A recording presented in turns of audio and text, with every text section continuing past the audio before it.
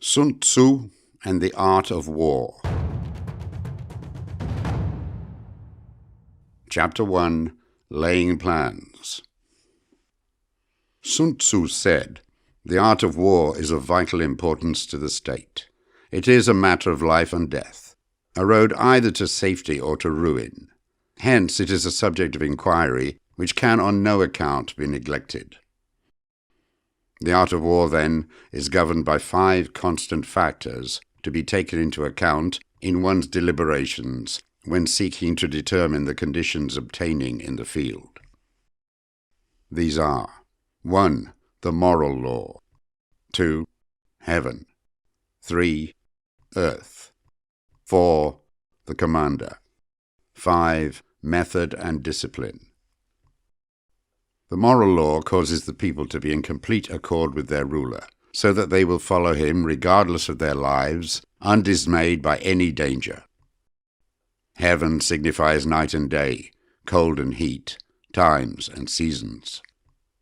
Earth comprises distances, great and small, danger and security, open ground and narrow passes, the chances of life and death. The commander stands for the virtues of wisdom, sincerity, benevolence, courage, and strictness. By method and discipline are to be understood the marshalling of the army in its proper subdivisions, the graduations of rank among the officers, the maintenance of roads by which supplies may reach the army, and the control of military expenditure. These 5 heads should be familiar to every general. He who knows them will be victorious. He who knows them not will fail. Therefore, in your deliberations, when seeking to determine the military conditions, let them be made the basis of a comparison. In this wise: 1. Which of the 2 sovereigns is imbued with the moral law? 2. Which of the 2 generals has most ability? 3. With whom lie the advantages derived from heaven and earth? 4. On which side is discipline most rigorously enforced? 5. Which army is stronger? 6. On which side are officers and men more highly trained? 7. In which army is there the greater constancy, both in reward and punishment? By means of these 7 considerations, I can forecast victory or defeat. The general that hearkens to my counsel and acts upon it will conquer. Let such a one be retained in command. The general that hearkens not to my counsel, nor acts upon it, will suffer defeat. Let such a one be dismissed. While heeding the profit of my counsel, avail yourselves also of any helpful circumstances over and beyond the ordinary rules. Accordingly, as circumstances are favorable, one should modify one's plans. All warfare is based on deception. Hence, when able to attack, we must seem unable.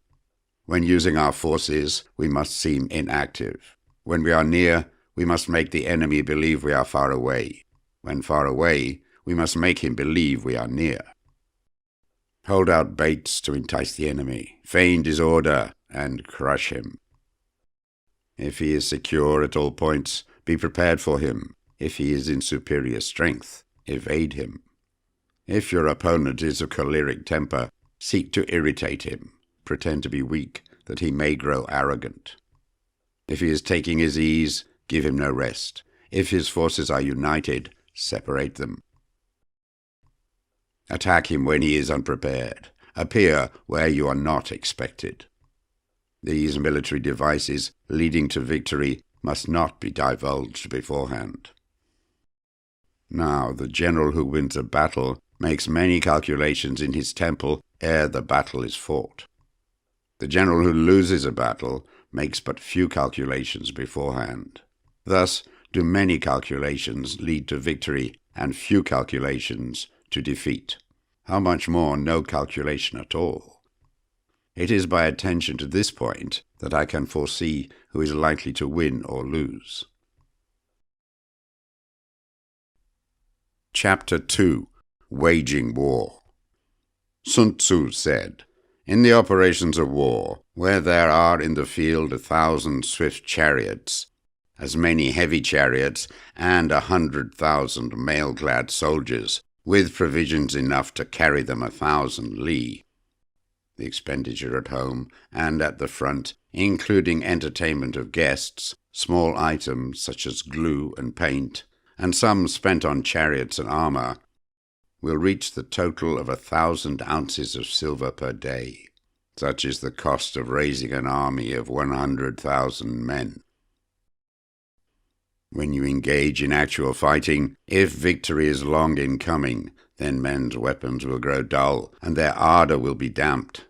If you lay siege to a town, you will exhaust your strength. Again, if the campaign is protracted, the resources of the state will not be equal to the strain.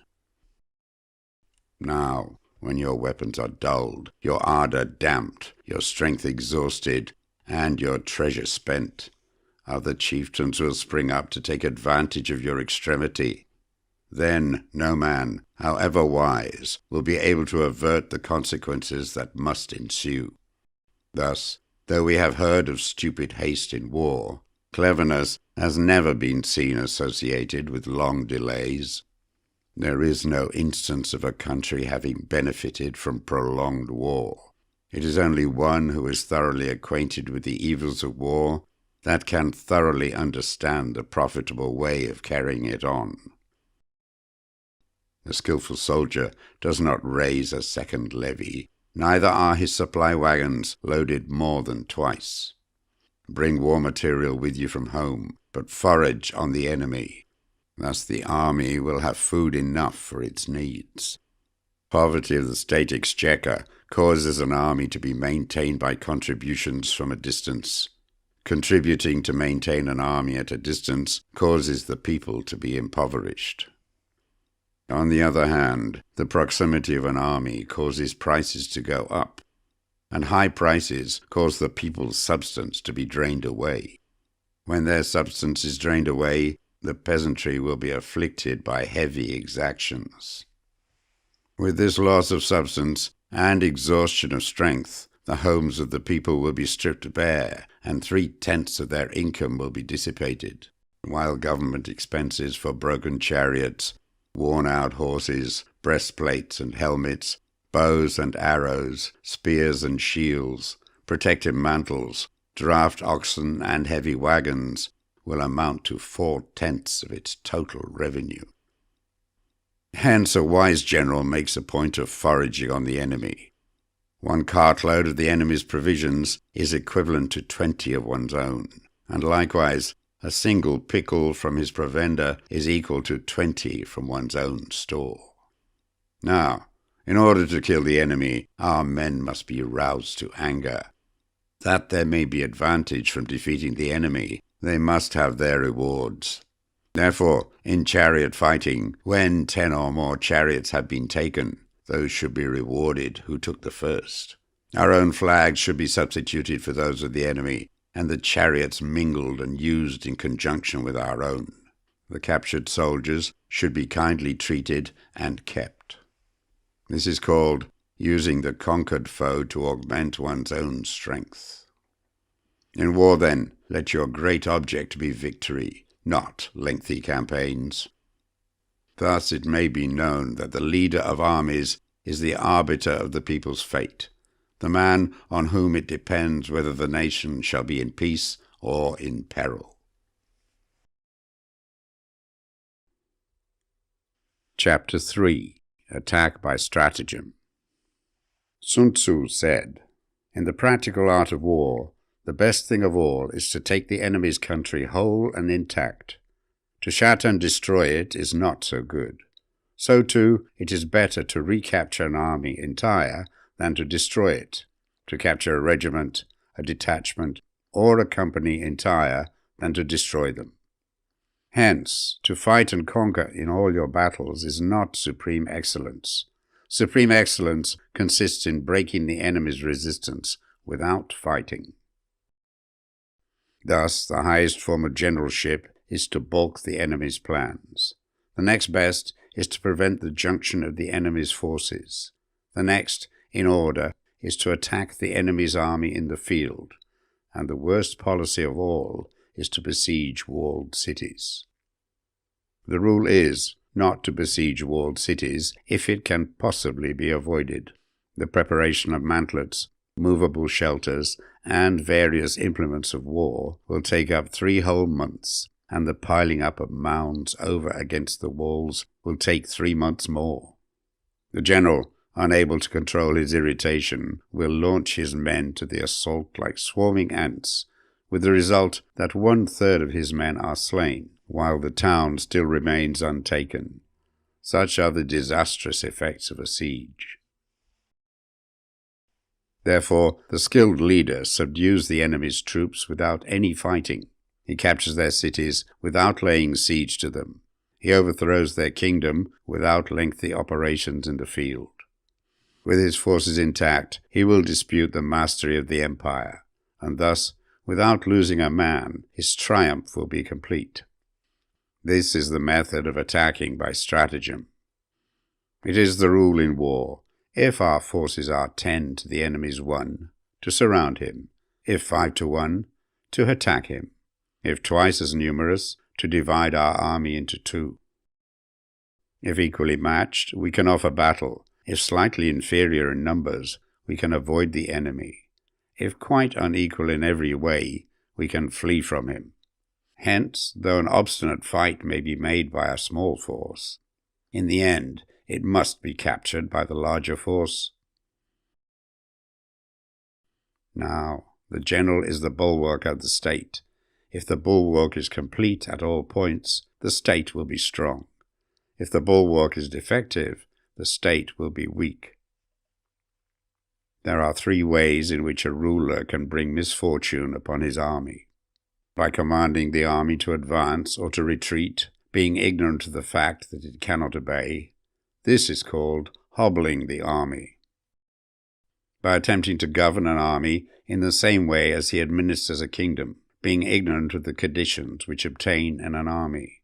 This causes restlessness in the soldiers' minds. By employing the officers of his army without discrimination, through ignorance of the military principle of adaptation to circumstances. This shakes the confidence of the soldiers. But when the army is restless and distrustful, trouble is sure to come from the other feudal princes. This is simply bringing anarchy into the army and flinging victory away. Thus we may know that there are 5 essentials for victory. 1. He will win who knows when to fight and when not to fight. 2. He will win who knows how to handle both superior and inferior forces. 3. He will win whose army is animated by the same spirit throughout all its ranks. 4. He will win who, prepared himself, waits to take the enemy unprepared. 5. He will win who has military capacity and is not interfered with by the sovereign. Hence the saying, if you know the enemy and know yourself, you need not fear the result of 100 battles. If you know yourself, but not the enemy, for every victory gained, you will also suffer a defeat. If you know neither the enemy nor yourself, you will succumb in every battle. Chapter 4. Tactical Dispositions. Sun Tzu said, "The good fighters of old first put themselves beyond the possibility of defeat, and then waited for an opportunity of defeating the enemy." To secure ourselves against defeat lies in our own hands, but the opportunity of defeating the enemy is provided by the enemy himself. Thus, the good fighter is able to secure himself against defeat, but cannot make certain of defeating the enemy. Hence the saying, one may know how to conquer without being able to do it. Security against defeat implies defensive tactics. Ability to defeat the enemy means taking the offensive. Standing on the defensive indicates insufficient strength, attacking a superabundance of strength. The general who is skilled in defense hides in the most secret recesses of the earth. He who is skilled in attack flashes forth from the topmost heights of heaven. Thus, on one hand, we have ability to protect ourselves. On the other, a victory that is complete. To see victory only when it is within the ken of the common herd is not the acme of excellence.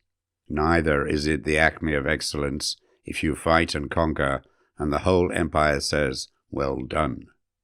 To lift an autumn hare is no sign of great strength. To see the sun and moon is no sign of sharp sight. To hear the noise of thunder is no sign of a quick ear. What the ancients called a clever fighter is one who not only wins, but excels in winning with ease. Hence his victories bring him neither reputation for wisdom nor credit for courage. He wins his battles by making no mistakes. Making no mistakes is what establishes the certainty of victory, for it means conquering an enemy that is already defeated.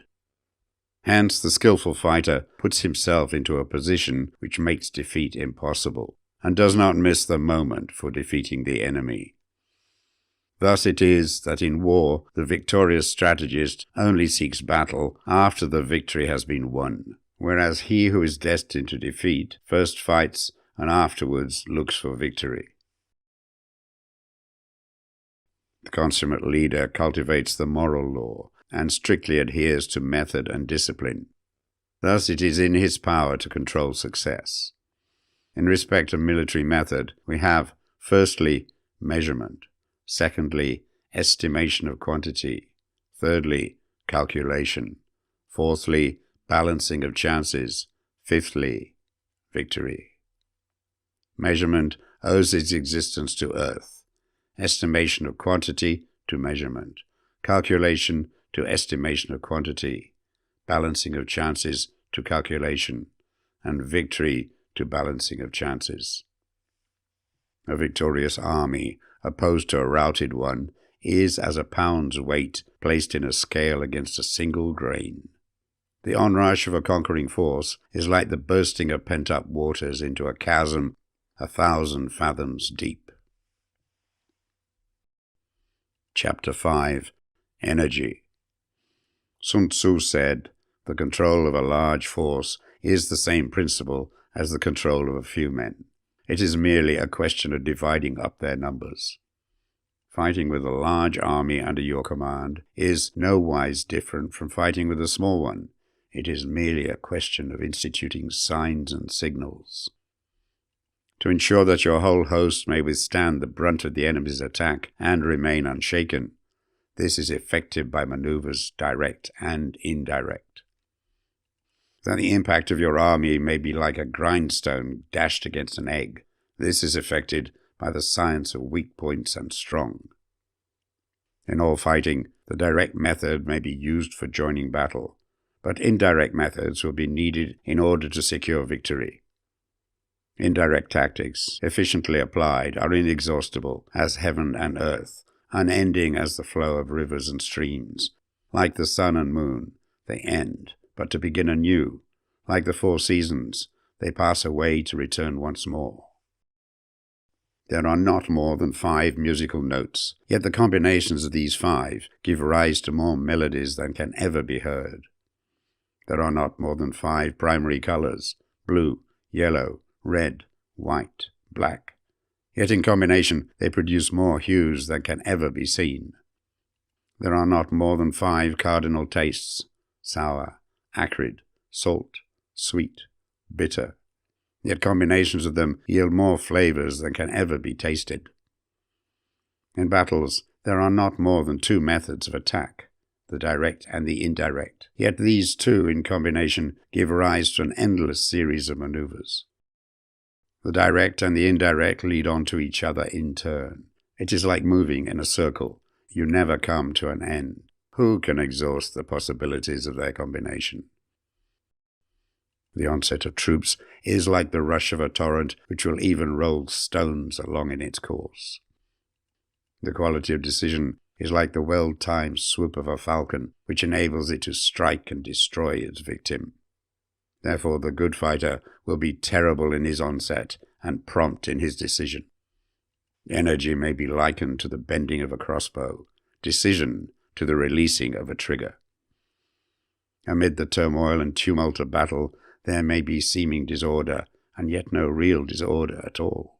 Amid confusion and chaos, your array may be without head or tail, yet it will be proof against defeat. Simulated disorder postulates perfect discipline. Simulated fear postulates courage. Simulated weakness postulates strength. Hiding order between the cloak of disorder is simply a question of subdivision. Concealing courage under a show of timidity presupposes a fund of latent energy. Masking strength with weakness is to be effected by tactical dispositions. Thus, one who is skillful at keeping the enemy on the move maintains deceitful appearances according to which the enemy will act. He sacrifices something that the enemy may snatch at. By holding out baits, he keeps him on the march. Then, with a body of picked men, he lies in wait for him. The clever combatant looks to the effect of combined energy and does not require too much from individuals. Hence his ability to pick out the right men and utilize combined energy. When he utilizes combined energy, his fighting men become, as it were, like unto rolling logs or stones. For it is in the nature of a log or a stone to remain motionless on level ground, and to move when on a slope. If four-cornered, to come to a standstill, but if round-shaped, to go rolling down. Thus the energy developed by good fighting men is as the momentum of a round stone rolled down a mountain thousands of feet in height. So much on the subject of energy. Chapter 6. Weak Points and Strong. Sun Tzu said, "Whoever is first in the field and awaits the coming of the enemy will be fresh for the fight. Whoever is second in the field and has to hasten to battle will arrive exhausted." Therefore the clever combatant imposes his will on the enemy, but does not allow the enemy's will to be imposed on him. By holding out advantages to him, he can cause the enemy to approach of his own accord. Or, by inflicting damage, he can make it impossible for the enemy to draw near. If the enemy is taking his ease, he can harass him. If well supplied with food, he can starve him out. If quietly encamped, he can force him to move. Appear at points which the enemy must hasten to defend. March swiftly to places where you are not expected. An army may march great distances without distress if it marches through country where the enemy is not. You can be sure of succeeding in your attacks if you only attack places which are undefended. You can ensure the safety of your defense if you only hold positions that cannot be attacked. Hence, that general is skillful in attack whose opponent does not know what to defend. And he is skillful in defense whose opponent does not know what to attack. O divine art of subtlety and secrecy, through you we learn to be invisible, through you inaudible, and hence we can hold the enemy's fate in our hands. You may advance and be absolutely irresistible if you make for the enemy's weak points. You may retire and be safe from pursuit if your movements are more rapid than those of the enemy. If we wish to fight, the enemy can be forced to an engagement even though he be sheltered behind a high rampart and a deep ditch. All we need to do is attack some other place that he will be obliged to relieve. If we do not wish to fight, we can prevent the enemy from engaging us even though the lines of our encampment be merely traced out on the ground. All we need to do is to throw something odd and unaccountable in his way. By discovering the enemy's dispositions and remaining invisible ourselves, we can keep our forces concentrated while the enemy's must be divided. We can form a single united body while the enemy must split up into fractions. Hence, there will be a whole pitted against separate parts of a whole, which means that we shall be many to the enemy's few. And if we are able thus to attack an inferior force with a superior one, our opponents will be in dire straits.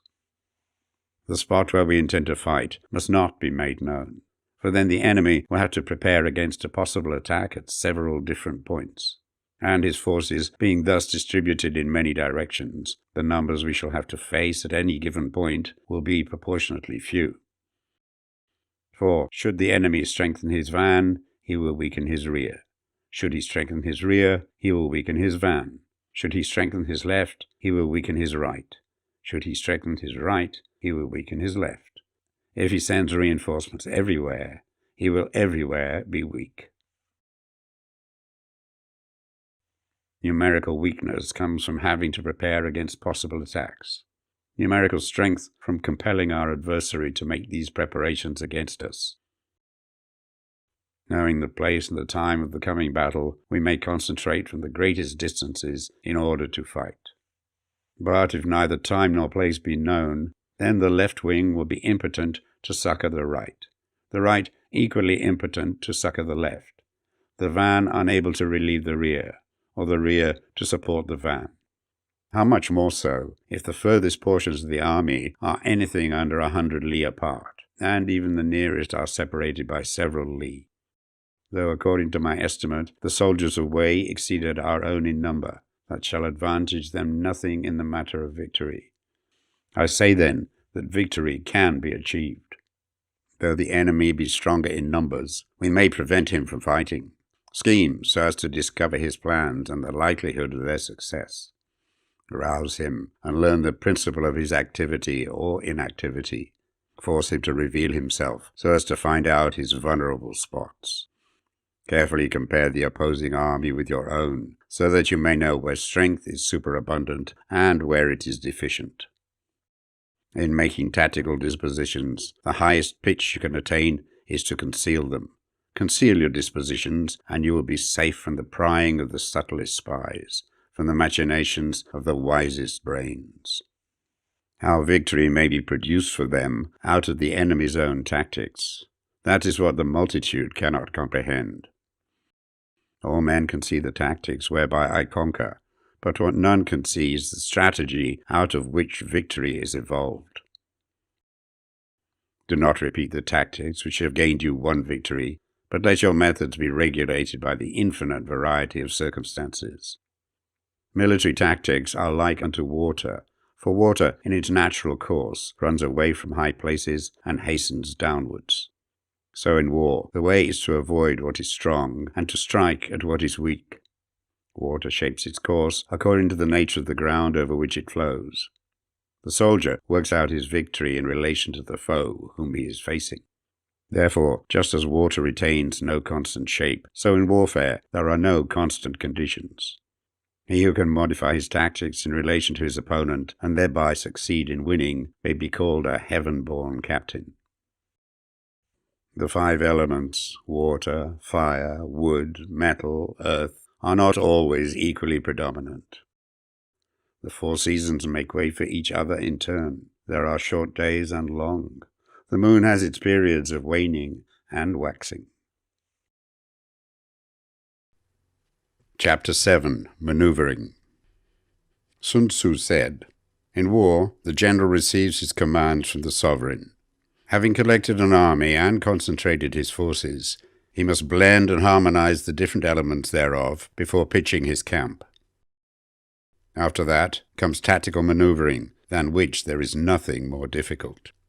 The difficulty of tactical maneuvering consists in turning the devious into the direct, and misfortune into gain. Thus, to take a long and circuitous route after enticing the enemy out of the way, and those starting after him to contrive to reach the goal before him, shows knowledge of the artifice of deviation. Maneuvering with an army is advantageous, with an undisciplined multitude most dangerous. If you set a fully equipped army in march in order to snatch an advantage, the chances are that you will be too late. On the other hand, to detach a flying column for the purpose involves the sacrifice of its baggage and stores. Thus, if you order your men to roll up their buff coats and make forced marches without halting day or night, covering double the usual distance at a stretch, doing 100 li in order to wrest an advantage, the leaders of all your 3 divisions will fall into the hands of the enemy. The stronger men will be in front, the jaded ones will fall behind, and on this plan only 1/10 of your army will reach its destination. If you march 50 li in order to outmaneuver the enemy, you will lose the leader of your first division, and only half your force will reach the goal.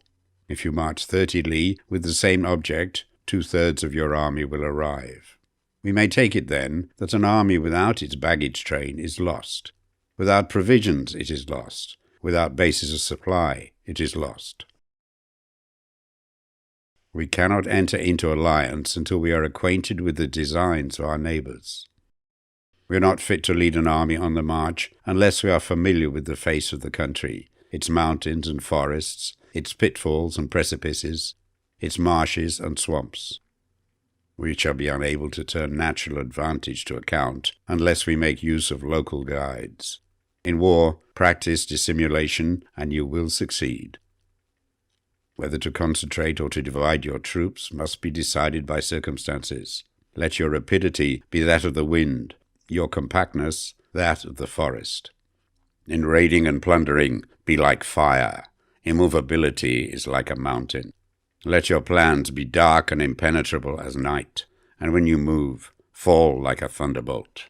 When you plunder a countryside, let the spoil be divided amongst your men. When you capture new territory, cut it up into allotments for the benefit of the soldiery.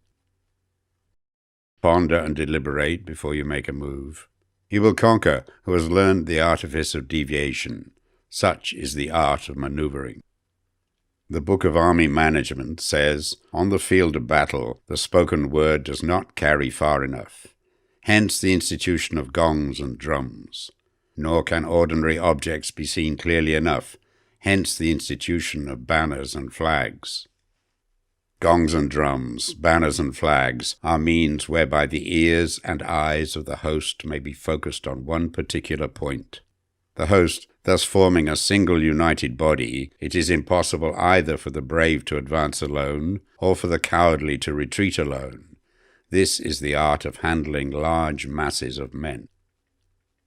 In night fighting, then, make much use of signal fires and drums, and in fighting by day of flags and banners, as a means of influencing the ears and eyes of your army. The whole army may be robbed of its spirit. A commander-in-chief may be robbed of his presence of mind. Now, a soldier's spirit is keenest in the morning. By noonday it has begun to flag, and in the evening his mind is bent only on returning to camp. A clever general, therefore, avoids an army when the spirit is keen, but attacks it when it is sluggish and inclined to return. This is the art of studying moods.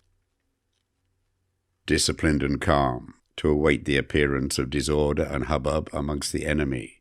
This is the art of retaining self-possession. To be near the goal while the enemy is still far from it. To wait at ease while the enemy is toiling and struggling. To be well fed while the enemy is famished. This is the art of husbanding one's strength. To refrain from intercepting an enemy whose banners are in perfect order. To refrain from attacking an army drawn up in calm and confident array. This is the art of studying circumstances. It is a military axiom not to advance uphill against the enemy, nor to oppose him when he comes downhill. Do not pursue an enemy who simulates flight. Do not attack soldiers whose temper is keen. Do not swallow bait offered by the enemy. Do not interfere with an army that is returning home. When you surround an army, leave an outlet free. Do not press a desperate foe too hard. Such is the art of warfare.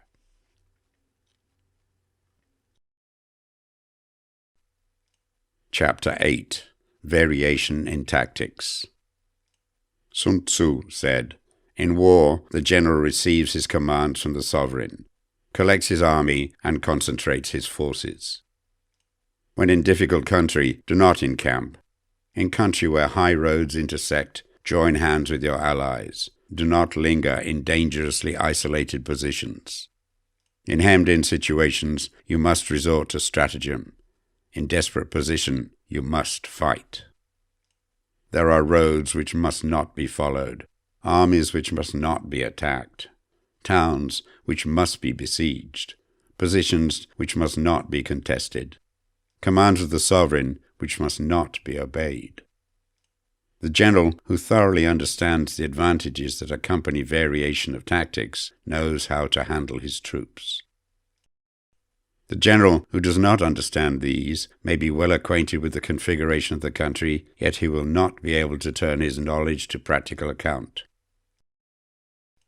So, the student of war who is unversed in the art of war of varying his plans, even though he be acquainted with the 5 advantages, will fail to make the best use of his men. Hence, in the wise leader's plans, considerations of advantage and of disadvantage will be blended together. If our expectation of advantage be tempered in this way, we may succeed in accomplishing the essential part of our schemes. If, on the other hand, in the midst of difficulties, we are always ready to seize an advantage, we may extricate ourselves from misfortune. Reduce the hostile chiefs by inflicting damage on them, and make trouble for them, and keep them constantly engaged. Hold out specious allurements, and make them rush to any given point. The art of war teaches us to rely not on the likelihood of the enemy's not coming, but on our own readiness to receive him, not on the chance of his not attacking, but rather on the fact that we have made our position unassailable. There are 5 dangerous faults which may affect a general.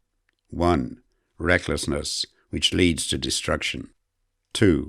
Cowardice, which leads to capture. 3. A hasty temper, which can be provoked by insults.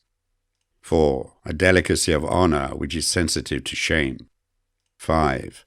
Over-solicitude for his men, which exposes him to worry and trouble. These are the 5 besetting sins of a general, ruinous to the conduct of war. When an army is overthrown and its leader slain, the cause will surely be found among these 5 dangerous faults. Let them be subject of meditation.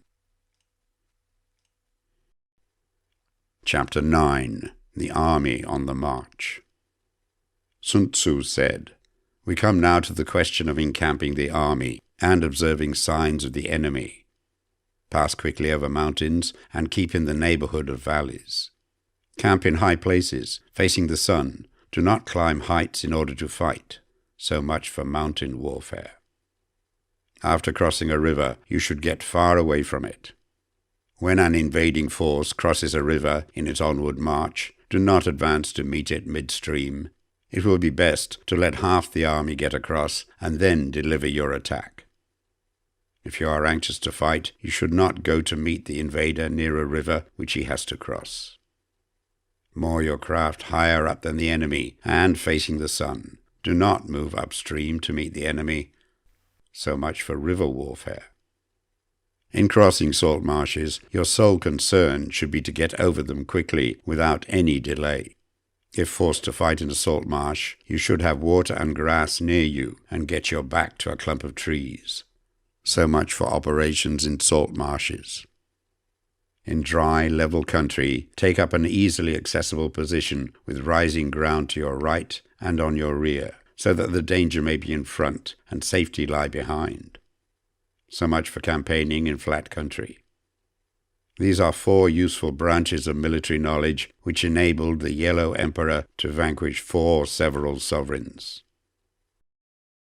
All armies prefer high ground to low and sunny places to dark. If you are careful with your men and camp on hard ground, the army will be free from disease of every kind, and this will spell victory.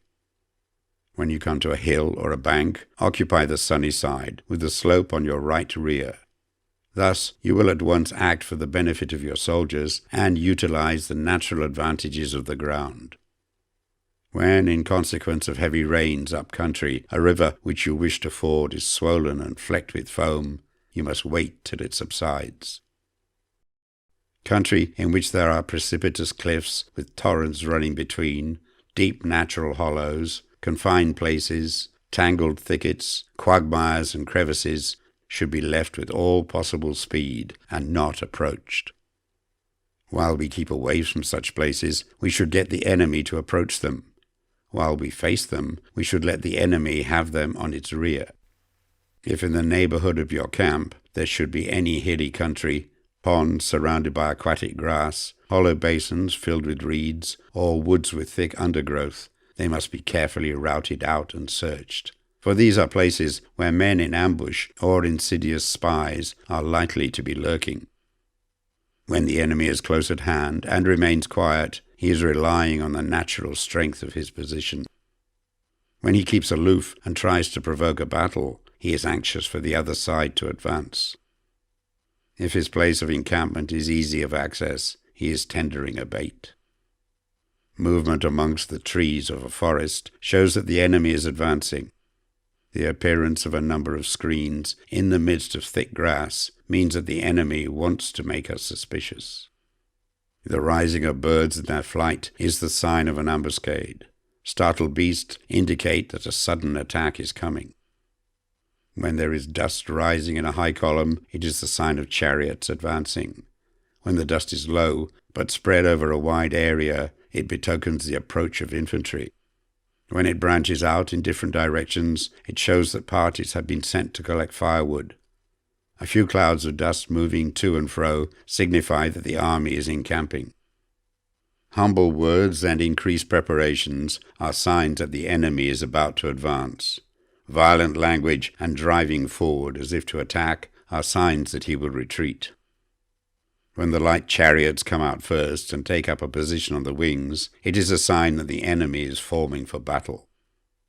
Peace proposals, unaccompanied by a sworn covenant, indicate a plot.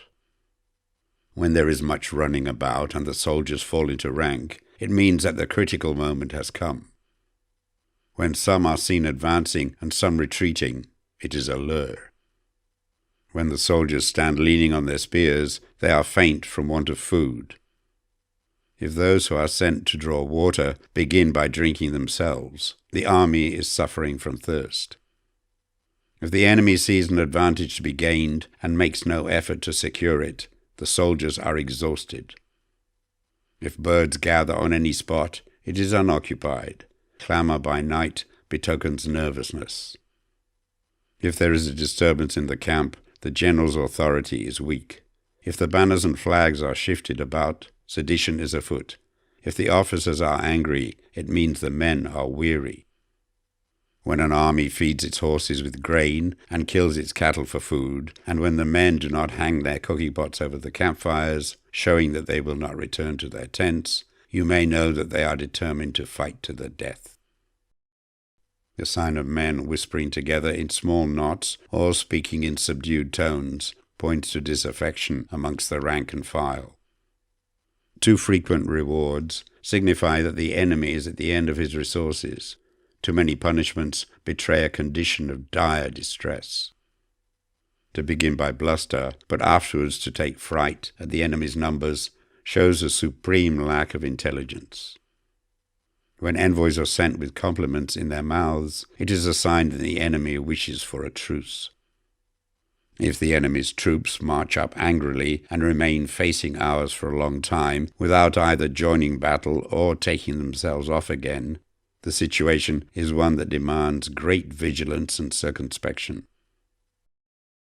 If our troops are no more in numbers than the enemy, that is amply sufficient. It only means that no direct attack can be made. What we can do is simply to concentrate all our available strength, keep a close watch on the enemy, and obtain reinforcements. He who exercises no forethought but makes light of his opponents is sure to be captured by them. If soldiers are punished before they have grown attached to you, they will not prove submissive, and, unless submissive, then will be practically useless. If, when soldiers have become attached to you, punishments are not enforced, they will still be useless.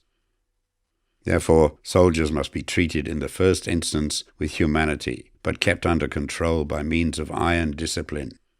This is a certain road to victory. If in training soldiers, commands are habitually enforced, the army will be well disciplined. If not, its discipline will be bad. If a general shows confidence in his men, but always insists on his orders being obeyed, the gain will be mutual.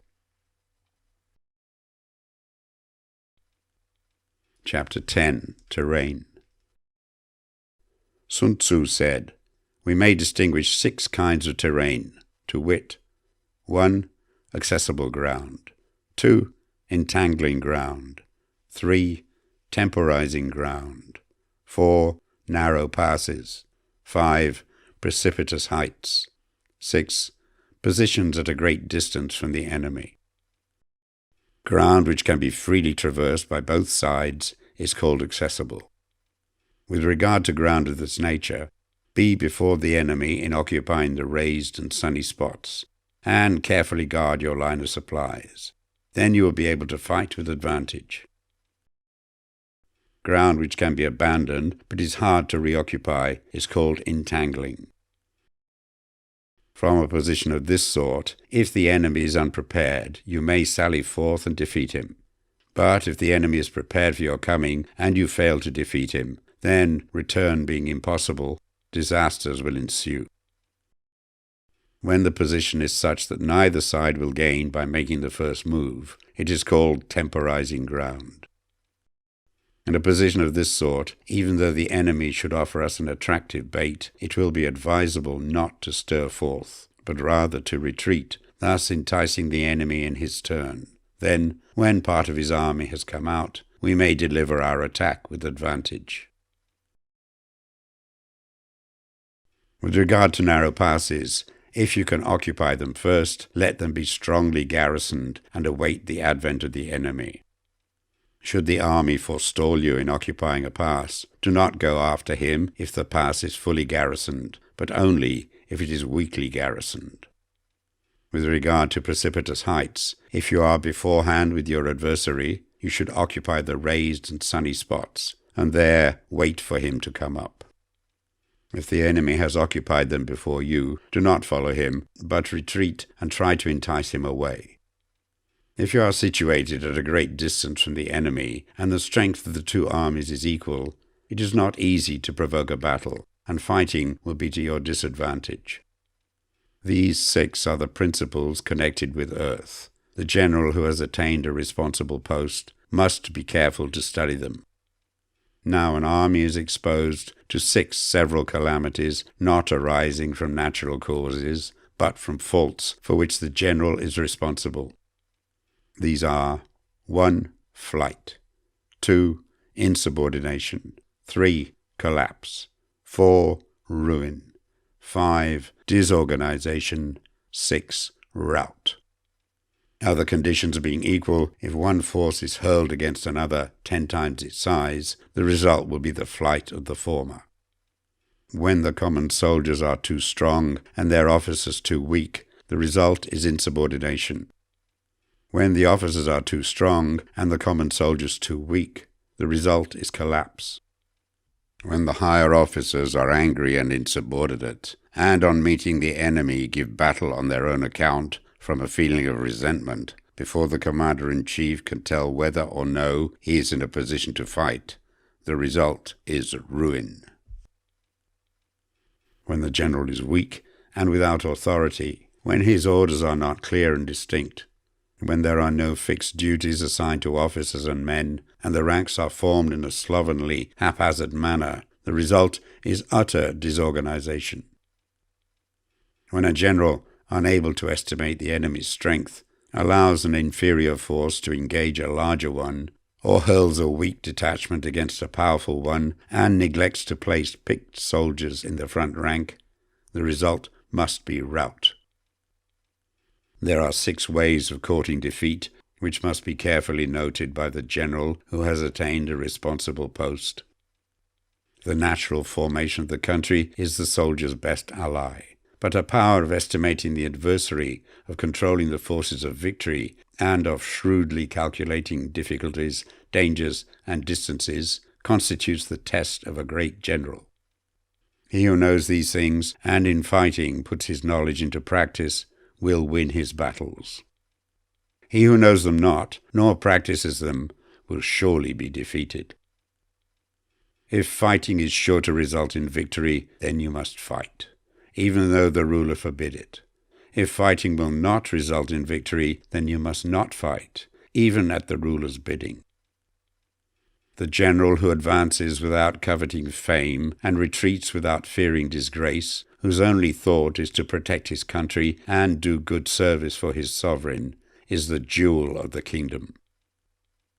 Regard your soldiers as your children, and they will follow you into the deepest valleys.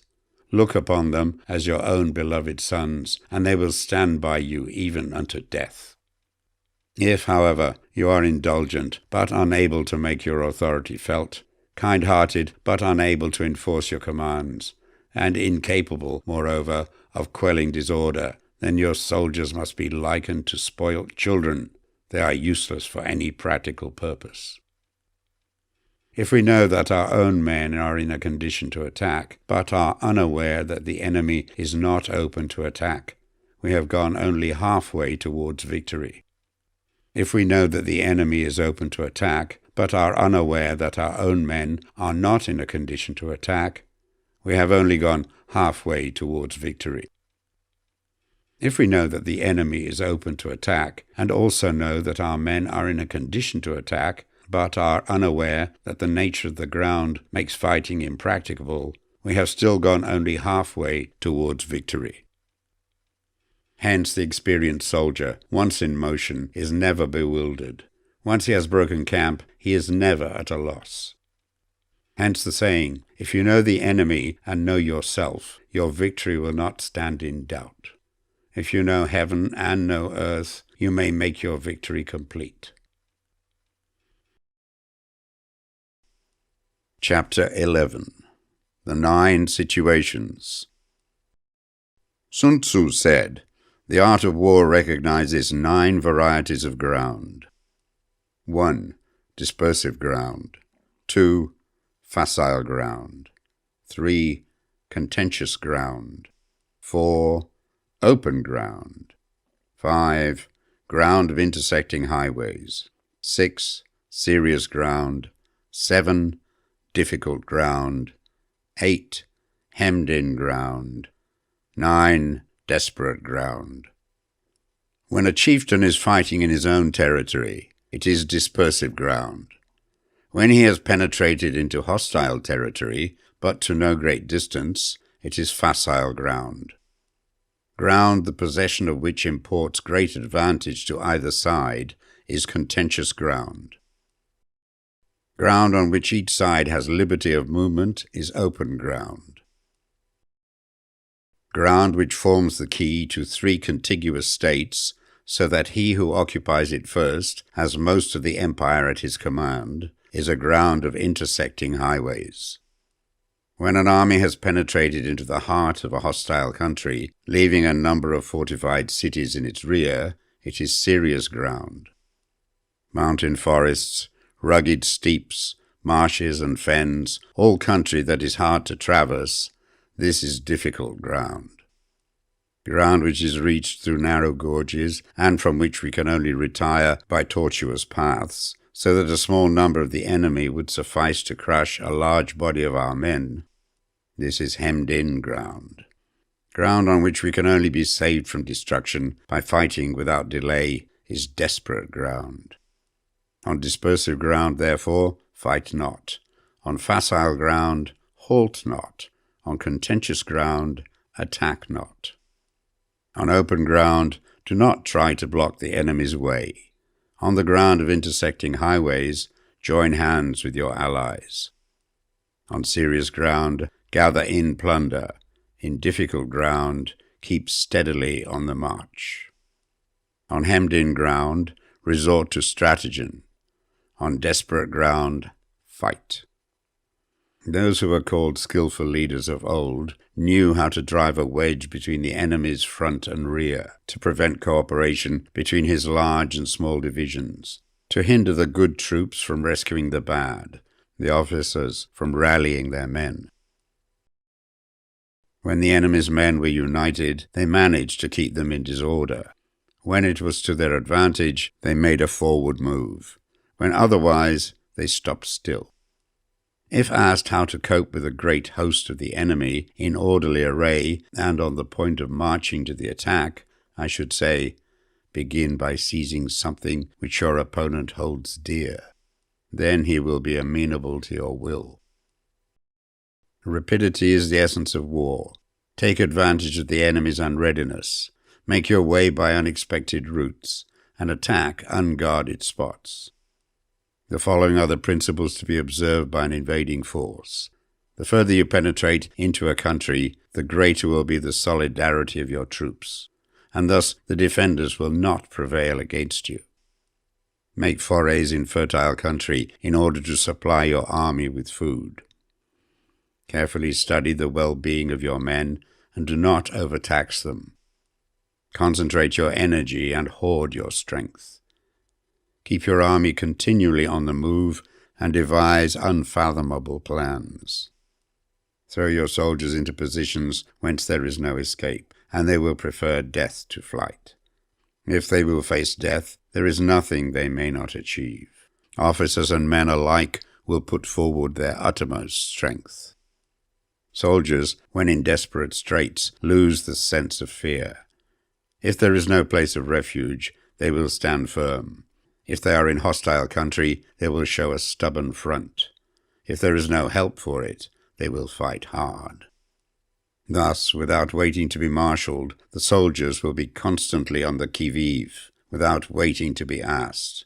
They will do your will without restrictions. They will be faithful without giving orders. They can be trusted. Prohibit the taking of omens, and do away with superstitious doubts. Then, until death itself comes, no calamity need be feared. If our soldiers are not overburdened with money, it is not because they have a distaste for riches. If their lives are not unduly long, it is not because they are disinclined to longevity. On the day they are ordered out to battle, your soldiers may weep, those sitting up bedewing their garments, and those lying down letting the tears run down their cheeks. But let them once be brought to bay, and they will display the courage of a Chu or a Kui. The skillful tactician may be likened to the shuaijian.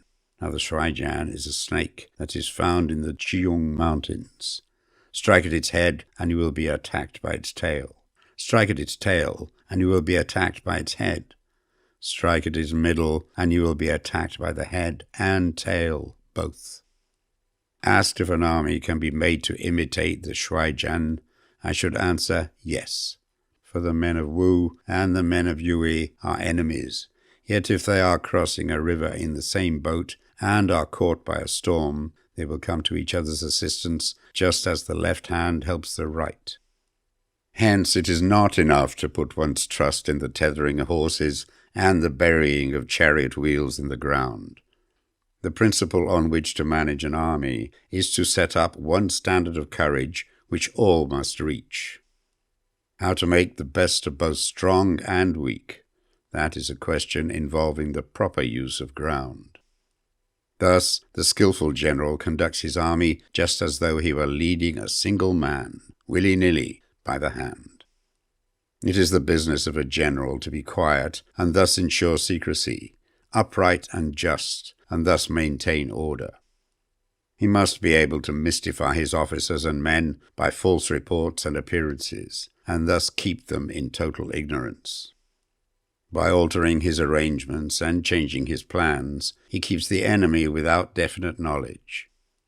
By shifting his camp and taking circuitous routes, he prevents the enemy from anticipating his purpose. At the critical moment, the leader of an army acts like one who has climbed up a height and then kicks away the ladder behind him. He carries his men deep into hostile territory before he shows his hand. He burns his boats and breaks his cooking pots. Like a shepherd driving a flock of sheep, he drives his men this way and that, and nothing knows whither he is going. To muster his host and bring it into danger, this may be termed the business of the general. The different measures suited to the 9 varieties of ground, the expediency of aggressive or defensive tactics, and the fundamental laws of human nature. These are things that must most certainly be studied. When invading hostile territory, the general principle is that penetrating deeply brings cohesion. Penetrating but a short way means dispersion. When you leave your own country behind and take your army across neighborhood territory, you find yourself on critical ground. Where there are means of communication on all four sides, the ground is one of intersecting highways. When you penetrate deeply into a country, it is serious ground. When you penetrate but a little way, it is facile ground. When you have your enemy's strongholds on your rear and narrow passes in front, it is hemmed-in ground. When there is no place of refuge at all, it is desperate ground. Therefore, on dispersive ground, I would inspire my men with unity of purpose. On facile ground, I would see that there is close connection between all parts of my army. On contentious ground, I would hurry up my rear. On open ground, I would keep a vigilant eye on my defenses. On ground of intersecting highways, I would consolidate my alliances. On serious ground, I would try to ensure a continuous stream of supplies. On difficult ground, I would keep pushing on along the road. On hemmed-in ground, I would block any way of retreat. On desperate ground, I would proclaim to my soldiers the hopelessness of saving their lives. For it is the soldier's disposition to offer an obstinate resistance when surrounded, to fight hard when he cannot help himself, and to obey promptly when he has fallen into danger. We cannot enter into alliance with the neighboring princes until we are acquainted with their designs. We are not fit to lead an army on the march unless we are familiar with the face of the country, its mountains and forests, its pitfalls and precipices, its marshes and swamps. We shall be unable to turn natural advantages to account unless we make use of local guides. To be ignored of any one of the following 4 or 5 principles does not befit a warlike prince. When a warlike prince attacks a powerful state, his generalship shows itself in preventing the concentration of the enemy's forces. He overawes his opponents, and their allies are prevented from joining against him. Hence he does not strive to ally himself with all and sundry, nor does he foster the power of other states. He carries out his own secret designs, keeping his antagonists in awe. Thus he is able to capture their cities and overthrow their kingdoms. Bestow rewards without regard to rule. Issue orders without regard to previous arrangements, and you will be able to handle a whole army as though you had to do it with but a single man. Confront your soldiers with the deed itself. Never let them know your design. When the outlook is bright, bring it before their eyes, but tell them nothing when the situation is gloomy. Place your army in deadly peril, and it will survive. Plunge it into desperate straits, and it will come off in safety. For it is precisely when a force has fallen into harm's way that it is capable of striking a blow for victory. Success in warfare is gained by carefully accommodating ourselves to the enemy's purpose. By persistently hanging on to the enemy's flank, we shall succeed in the long run in killing the commander-in-chief. This is called ability to accomplish a thing by sheer cunning. On the day that you take up your command, block the frontier passes, destroy the official tallies, and stop the passage of all emissaries. Be stern in the council chamber so that you may control the situation. If the enemy leaves the door open, you must rush in. Forestall your opponent by seizing what he holds dear, and subtly contrive to time his arrival on the ground. Walk in the path defined by rule, and accommodate yourselves to the enemy until you can fight a decisive battle. At first, then, exhibit the coyness of a maiden until the enemy gives you an opening. Afterwards, emulate the rapidity of a running hare, and it will be too late for the enemy to oppose you. Chapter 12. The Attack by Fire. Sun Tzu said, "There are 5 ways of attacking with fire. The first is to burn the soldiers in their camp. The second is to burn stores. The third is to burn baggage trains. The fourth is to burn arsenals and magazines. The fifth is to hurl dropping fire amongst the enemy. In order to carry out an attack, we must have means available. The material for raising fire should always be kept in readiness. There is a proper season for making attacks with fire, and special days for starting a conflagration. The proper season is when the weather is very dry. The special days are those when the moon is in the constellations of the sieve, the wall, the wing, or the crossbar, for these four are all days of rising wind. In attacking with fire, one should be prepared to meet 5 possible developments. When fire breaks out inside the enemy's camp, respond at once with an attack from without. If there is an outbreak of fire, but the enemy's soldiers remain quiet, bide your time and do not attack. When the force of the flames has reached its height, follow up with an attack, if that is practicable. If not, stay where you are. If it is possible to make an assault with fire from without, do not wait for it to break out within, but deliver your attack at a favorable moment. When you start a fire, be to windward of it. Do not attack from the leeward. A wind that rises in the daytime lasts long, but the night breeze soon falls. In every army, the 5 developments connected with fire must be known, the movements of the stars calculated, and a watch kept for the proper days. Hence, those who use fire as an aid to the attack show intelligence. Those who use water as an aid to the attack gain an accession of strength. By means of water, an enemy may be intercepted, but not robbed of all his belongings. Unhappy is the fate of one who tries to win his battles and succeed in his attacks without cultivating the spirit of enterprise, for the result is a waste of time and general stagnation. Hence the saying, the enlightened ruler lays his plans well, the good general cultivates his resources. Move not until you see an advantage. Use not your troops unless there is something to be gained. Fight not unless the position is critical. No ruler should put troops into the field merely to gratify his own spleen. No general should fight a battle simply out of pique. If it is to your advantage, make a forward move. If not, stay where you are. Anger may in time change to gladness. Vexation may be succeeded by content. But a kingdom that has once been destroyed can never come back again into being, nor can the dead ever be brought back to life. Hence the enlightened ruler is heedful, and the good general full of caution. This is the way to keep a country at peace and an army intact. Chapter 13. The Use of Spies. Sun Tzu said, "Raising a host of 100,000 men and marching them great distances entails heavy loss on the people and a drain on the resources of the state. The daily expenditure will amount to 1,000 ounces of silver. There will be commotion at home and abroad, and men will drop down exhausted on the highways.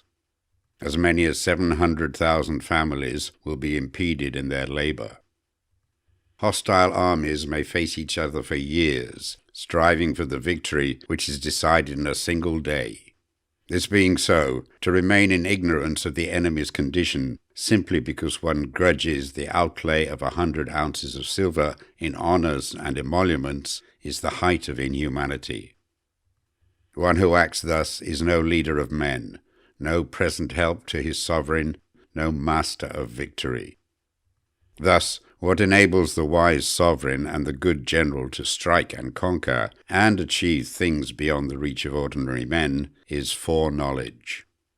Now this foreknowledge cannot be elicited from spirits. It cannot be obtained inductively from experience, nor by any deductive calculation. Knowledge of the enemy's dispositions can only be obtained from other men. Hence the use of spies, of whom there are 5 classes. 1. Local spies. 2. Inward spies. 3. Converted spies. 4. Doomed spies. 5. Surviving spies. When these 5 kinds of spy are all at work, none can discover the secret system. This is called divine manipulation of the threads. It is the sovereign's most precious faculty. Having local spies means employing the services of the inhabitants of a district. Having inward spies, making use of officials of the enemy. Having converted spies, getting hold of the enemy's spies and using them for our own purposes. Having doomed spies, doing certain things openly for purposes of deception and allowing our spies to know of them and report them to the enemy. Surviving spies, finally, are those who bring back news from the enemy's camp. Hence it is that, which none in the whole army, are more intimate relations to be maintained than with spies. None should be more liberally rewarded. In no other business should greater secrecy be preserved. Spies cannot be usefully employed without a certain intuitive sagacity. They cannot be properly managed without benevolence and straightforwardness. Without subtle ingenuity of mind, one cannot make certain of the truth of their reports. Be subtle, and use your spies for every kind of business. If a secret piece of news is divulged by a spy before the time is ripe, he must be put to death, together with the man to whom the secret was told. Whether the object be to crush an army, to storm a city, or to assassinate an individual, it is always necessary to begin by finding out the names of the attendants, the aides-de-camp, and doorkeepers, and sentries of the general in command. Our spies must be commissioned to ascertain these. The enemy's spies, who have come to spy on us, must be sought out, tempted with bribes, led away, and comfortably housed. Thus they will become converted spies and available for our service. It is through the information brought by the converted spy that we are able to acquire and employ local and inward spies. It is owing to his information again that we can cause the doomed spy to carry false tidings to the enemy. Lastly, it is by his information that the surviving spy can be used on appointed occasions.